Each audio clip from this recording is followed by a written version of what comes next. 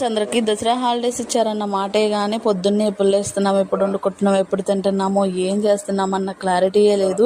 ఎంతో morning లేయడం, మధ్యాహ్నంకి tiffin తినడం, మధ్యాహ్నం నైట్ తినడం ఇలా అయిపోతుందన్నమాట.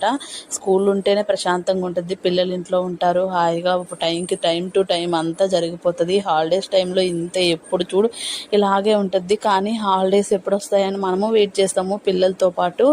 కానీ ఏం ఉపయోగం ఉండదండి హాలిడేస్ వల్ల. ఇంకా మధ్యాహ్నం అయితే నేను లంచ్లోకి పచ్చడి అయితే చేశాను, చాలా బాగుంటుందండి. ఎండుమిరపకాయల పచ్చడి, బీన్స్ కర్రీ.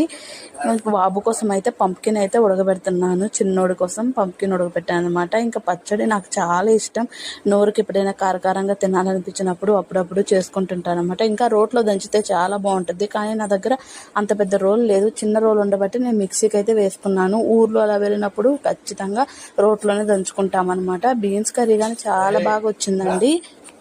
మధ్యాహ్నం లంచ్లోకి ఇంకా పెరుగుతో అయితే ఫినిషింగ్ అయితే ఇచ్చేసామన్నమాట. ఇంకా ఇలా అయిపోతుంది హాలిడేస్ అన్నీ. ఇంకెంతలేండి, 2 డేసే ఉన్నాయి, హాలిడేస్ కానీ అయిపోతున్నాయి. ఇంకా రెగ్యులర్ లైఫ్ అయితే స్టార్ట్ అయిపోతుంది. ఓకే, మరి మన ఛానల్ని సబ్స్క్రైబ్ చేసుకోవచ్చు కదా ఫ్రెండ్స్.